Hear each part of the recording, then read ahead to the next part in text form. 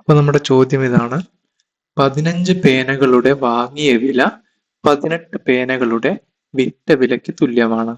നഷ്ടശതമാനം എത്ര? അപ്പൊ നമ്മൾ ഇതിൽ ഉപയോഗിക്കാൻ പോകുന്ന equation selling price minus cost price divided by cost price into 100 എന്നുള്ളതാണ്. ഇത് ചെയ്താൽ കിട്ടുന്ന ഉത്തരം പോസിറ്റീവ് ആണെങ്കിൽ ലാഭമാണ്, നെഗറ്റീവ് ആണെങ്കിൽ നഷ്ടമാണ്. ഓക്കെ, അപ്പൊ നമുക്ക് ഇതിലേക്ക് ആവശ്യമായിട്ടുള്ള സാധനങ്ങളൊക്കെ കണ്ടുപിടിക്കാം. അപ്പൊ നമ്മളോട് പറഞ്ഞു 15 പേന വാങ്ങിയ വില 18 പേനകളുടെ വിറ്റ വിലയ്ക്ക് തുല്യമാണ്. അപ്പൊ നമ്മൾ വിചാരിക്കുകയാണ് ഒരു പേന വാങ്ങിയത് എത്ര രൂപയ്ക്കാണെന്ന് വിചാരിക്കുക, എക്സ് രൂപയ്ക്കാണെന്ന് വിചാരിക്കുക. അങ്ങനെയാണെങ്കിൽ 15 പെൻ വാങ്ങിയത് എത്ര രൂപയ്ക്കായിരിക്കും? വാങ്ങിയ വിലയാണ് കോസ്റ്റ് പ്രൈസ്. 15 പെൻ ആകുമ്പോൾ 15x ആവും. ഓക്കെ, അതേ രീതിയിൽ തന്നെ നമ്മൾ 18 പേനകൾ ചോദിച്ചിട്ടുണ്ടല്ലോ. 18 പേന എന്നുള്ളൊരു കാര്യം ക്വസ്റ്റ്യനിലുണ്ട്. അതുകൊണ്ട് നമ്മൾ 18 പേനയുടെ കോസ്റ്റ് പ്രൈസിലേക്ക് എത്തുകയാണ്. 18 പേന കോസ്റ്റ് പ്രൈസ് 18x ആയിരിക്കും.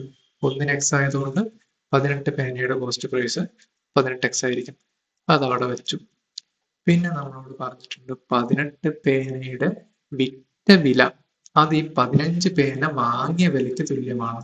അപ്പൊ 15 പേന വാങ്ങിയ വിലയാണ് ഇത് 15x. അതെന്തിന് തുല്യമാണ്? 18 പേനയുടെ വിറ്റ വില. വിറ്റ വില എന്ന് പറയുമ്പോൾ സെല്ലിംഗ് പ്രൈസിന് തുല്യമാണ്. Equal to 15x. ഓക്കെ ആണല്ലോ. അപ്പൊ 18 പേനയുടെ കോസ്റ്റ് പ്രൈസ് 18x-ഉം 18 പേനയുടെ സെല്ലിംഗ് പ്രൈസ് 15x-ഉമാണ്.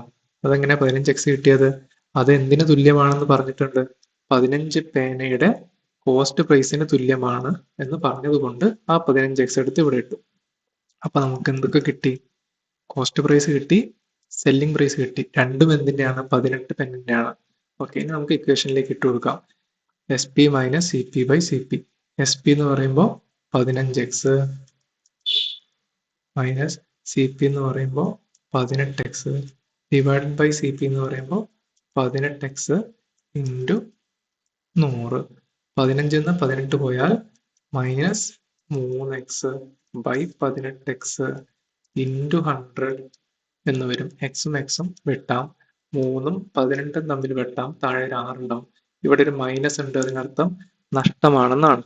അപ്പം 100/6 അതായത് 16.66% നഷ്ടമാണ്.